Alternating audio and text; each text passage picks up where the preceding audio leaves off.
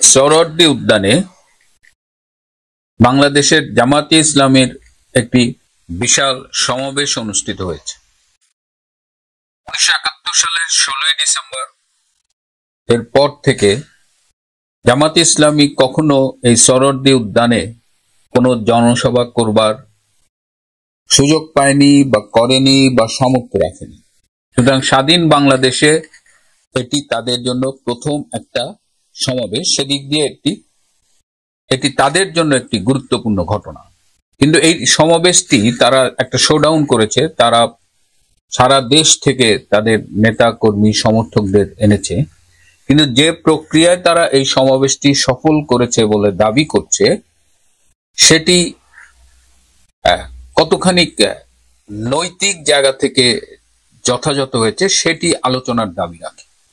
এই সমাবেশটি করতে গিয়ে তারা সরকারের যে পরিমাণ আনুকূল্য পেয়েছেন, অবৈধ ইউনূস সরকার যে জামাত এবং এনসিপির গডফাদার, এটা আরেকবার প্রমাণিত হলো এই সমাবেশ আয়োজনের ঘটনাগুলো দেখে।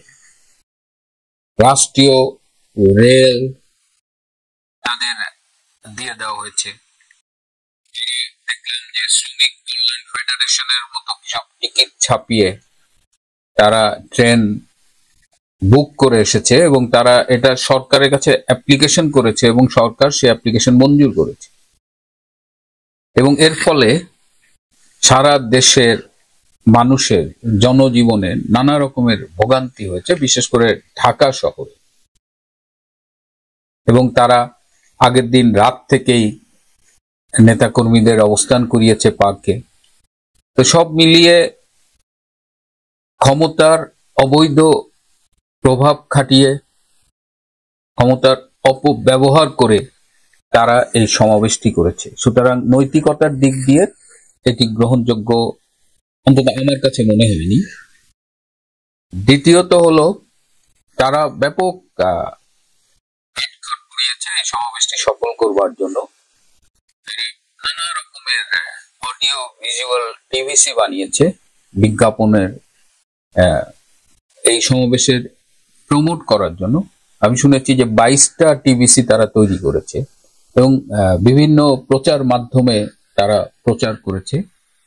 কেউ কেউ বলেছেন যে এগুলো তারা অনেকটা জোর করেই কোনো পয়সা না দিয়ে প্রচার করিয়েছেন। সেটা বাংলাদেশের প্রেক্ষাপটে হতেও পারে, আবার নাও হতে পারে, কারণ এই মুহূর্তে জামাতে ইসলামের টাকার অভাব নেই।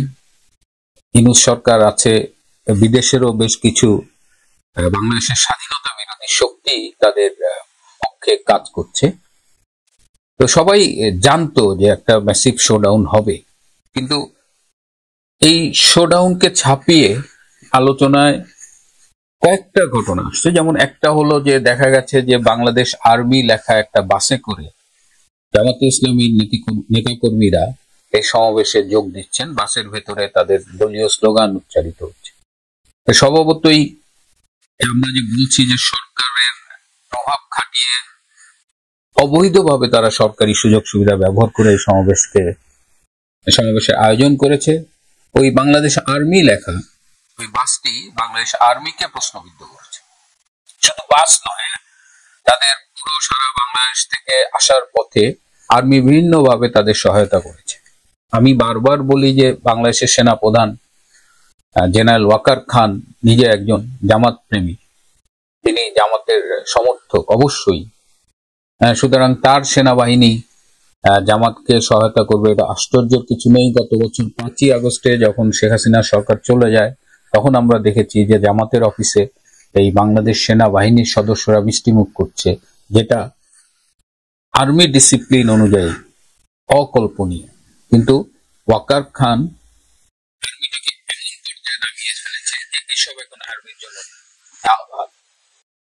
তো সেই জায়গা থেকে এটা, যদিও আর্মি এটাকে পরবর্তীতে একটা ব্যাখ্যা দিয়েছে, যে আর্মি বলেছে যে তারা বিভিন্ন সময় বিভিন্ন বাস বাইরের থেকে ভাড়া করে, বিভিন্ন কাজে ব্যবহারের জন্য আউটসোর্সিং করে, কন্ট্রাক্ট শেষ হয়ে গেলে ওই বাস আবার প্রাইভেট মালিকের কাছে চলে যায়। কন্ট্রাক্ট শেষ হয়ে গেলে মালিকের কাছে যখন বাসটা চলে যায়, তখন সেই বাসে কি বাংলাদেশ আর্মি লেখা থাকতে পারে কিনা। যদি বাংলাদেশ আর্মি কন্ট্রাক্ট শেষেও একটা প্রাইভেট মালিক বাংলাদেশ আর্মি লেখা ব্যবহার করে, তাহলে সেটা কি শাস্তিযোগ্য অপরাধ কিনা, কিংবা সেটার জন্য বাংলাদেশ আর্মি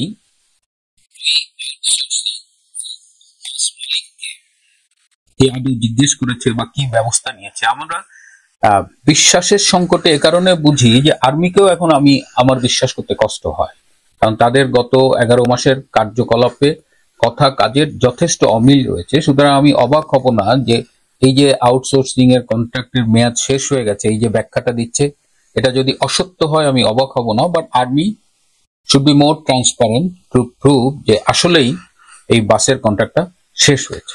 তবে এই সমাবেশকে ঘিরে সবচেয়ে যেটা বেশি আলোচিত হচ্ছে যে এই সমাবেশের সভাপতিত্ব করেছেন আমিরে জামাতে ইসলামীর আমির ডক্টর শফিকুর রহমান। তিনি বক্তৃতা দিতে গিয়ে তিনি প্রথমেই পড়ে গিয়েছেন মঞ্চে। কেন পড়ে গিয়েছেন এটা নিয়ে সামাজিক যোগাযোগ মাধ্যমে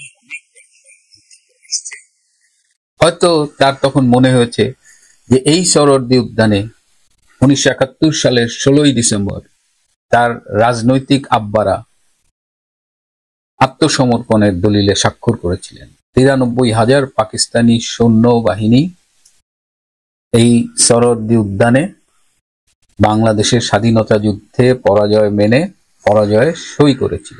তার কি তখন সেই দৃশ্যের কথা মনে পড়েছিল এবং সেটি মনে করে তিনি ভূপতিত হয়ে গেলেন? এবং তিনি পড়ে যাওয়ার পরে স্বভাবতই একটা দলের প্রধান পড়ে গেছে, তার আশেপাশে লোকজন ঘিরে আছে, কিন্তু তখন যিনি মাইকে কথা বলছিলেন, আপনারা কি তার কথাগুলো একটু শোনার চেষ্টা করেছেন? মানে তার দলের প্রধান মাটিতে পড়ে গেছে আর তিনি সমাবেশ সফল হয়েছে সেজন্য শুকরিয়া জানাচ্ছেন। আমি এই ভিডিওটি আপনাদের শোনাচ্ছি, প্রত্যেকটা বক্তব্য একটা সময়।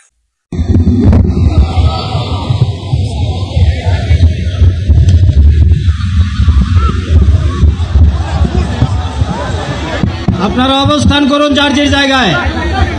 আপনাদের সব কিছু দেখার সংস্থান পরিবর্তন করবেন না, সবাই জায়গায় থাকেন, সবাই তার নিজ নিজ জায়গায় অবস্থান গ্রহণ করেন, সবাই তার নিজ নিজ জায়গায় অবস্থান গ্রহণ করেন। আপনারা নিজ নিজ জায়গায় থাকুন, প্রয়োজনীয় দিক নির্দেশনা দেওয়া হবে। আপনাদের উত্তেজিত উদ্বেলিত হওয়ার কোনো কারণ নেই। মহান রাব্বুল আলামিনের একান্ত মেহেরবানিতে আমাদের প্রোগ্রাম আলহামদুলিল্লাহ শুকরান আলহামদুলিল্লাহ কাসিরান। সম্মানিত ভাইরা আপনারা শান্ত থাকুন। আল্লাহ রাব্বুল আলামিনের রসের মেহমানিতে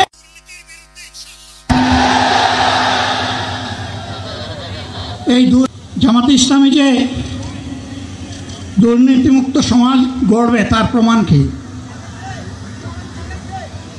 তার প্রথম প্রমাণ হচ্ছে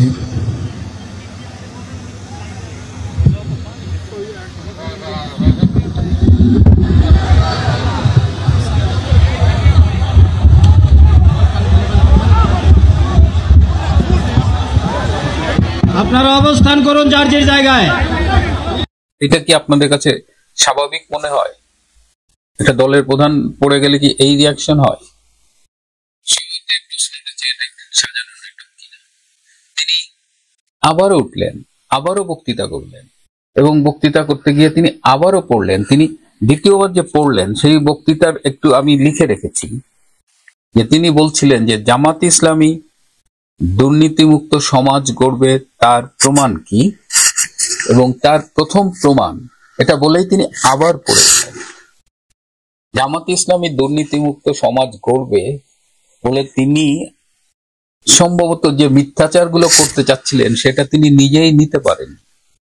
জামাত গত বছরের 5ই আগস্ট থেকে দুর্নীতি বলেন, সন্ত্রাস বলেন, বিরোধী মত নির্মূল করা বলেন, কণ্ঠরোধ করা বলেন, সব ধরনের অপরাধ করেছে।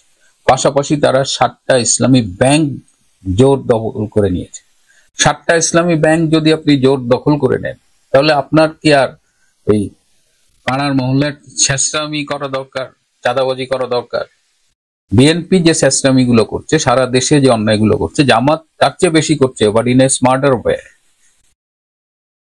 তিনি এই মিথ্যে নিজেই বলার আগে আবারও উপকৃত হয়েছেন। এবং তখন অনেককেই আমি বলতে শুনেছি যে নাটক কম করো প্রিয়। এবার আমি একটু মেডিকেল কনটেক্সটে কথা বলতে চাই। আমি জানি না ওনার আন্ডারলাইং কি কি ডিজিজ আছে। পত্রিকায় দেখলাম ওনার হাই ব্লাড প্রেশার ছিল, ডায়াবেটিস। তো ডায়াবেটিক একজন পেশেন্ট এরকম পড়ে যেতে পারে, এটা অসম্ভব কিছু না। কিন্তু আবার ফেসবুকে কেউ কেউ লিখেছে ওনার ডায়াবেটিস ছিল না। That's none of my business. তিনি অসুস্থ হতে পারেন, বয়স্ক লোক। তো এই মানুষটা যখন প্রথমবার পড়ে গেল, আমি জানি না জামাতে ইসলামের এই সমাবেশে যে মেডিকেল টিমটা দায়িত্বপ্রাপ্ত ছিল বা মঞ্চেও ডাক্তার ছিলেন, তাদের দায়িত্ব কি ছিল? এরকম একটা বয়স্ক লোক যখন পড়ে যায় তখন কি করা দরকার, এবং দ্বিতীয়বার যখন পড়ে গেলেন তখন মেডিকেলি কি করা দরকার? তাকে কি এভাবে বক্তৃতা দিয়ে তার জীবন সংশয়ের মুখে ফেলে দেওয়ার কথা, নাকি তাকে ইমিডিয়েটলি রিমুভ করে মেডিকেল ম্যানেজমেন্টে নিয়ে যাওয়া? কিন্তু ওই যে বললাম না, মাঝখানে তারা মাইকে যে কথাগুলো বলছিলেন, প্রোগ্রাম সাকসেসফুল, দে আর হ্যাপি, এই হ্যাপিনেস শো করতেছে, আবার এর মধ্যে ডক্টর শফিক উঠে দাঁড়াচ্ছে, এই বিষয়গুলো না মেডিকেলি বিশ্বাস করতে একটু কষ্ট হয়, unless this is a fake, this is acting. এই কারণে যখন কেউ বলে যে নাটক কম করো প্রিয়, তখন একেবারে ফেলে দেওয়া যায় না। সুতরাং নৈতিকতার দিক দিয়ে উপস্থিত লোকবল হয়তো অনেক ছিল, শোনা গেছে সারা দেশ থেকে দলীয় নেতাকর্মীদের বাইরে অনেকেই জোর করে এখানে এই সমাবেশে যোগদান করতে বাধ্য করা হয়েছে। তার মধ্যে অনেক সংখ্যালঘু মানে সনাতনী ধর্মের লোকজনকেও ফোর্সফুলি এই সমাবেশে আনা হয়েছে। সো এথিক্যালি এই টোটাল সমাবেশ সরকারি আনুকূল্য, অন্যায় প্রভাব খাটানো, অবৈধ সুযোগ সুবিধা নেওয়া, এই মানুষকে জোরপূর্বক এই সমাবেশে আসতে বাধ্য করা, বিশেষ করে ভিন্ন মতাবলম্বী ভিন্ন ধর্মের মানুষদের, এসব দিকে এথিক্যালি এটা গ্রহণযোগ্য হয়নি। দ্বিতীয়ত, এই যে সব কিছুকে আড়াল করে এই যে তিনি উপস্থিত হলেন, তিনি ইচ্ছাকৃত ভাবে এই নাটক করলেন যাতে আমরা আর অন্য বিষয়গুলো নিয়ে সমালোচনা না করতে পারি। জামাত যতই শোডাউন করি, যাই করুক বাংলাদেশে, এবং তারা যতই অর্থবিত্তের মালিক হোক, তাদের পক্ষে দুর্নীতিমুক্ত, সন্ত্রাসমুক্ত সমাজ গঠন করা যেমন সম্ভব নয়, তেমনি বাংলাদেশে তাদের 7% বেশি সমর্থন অর্জন করাও সম্ভব।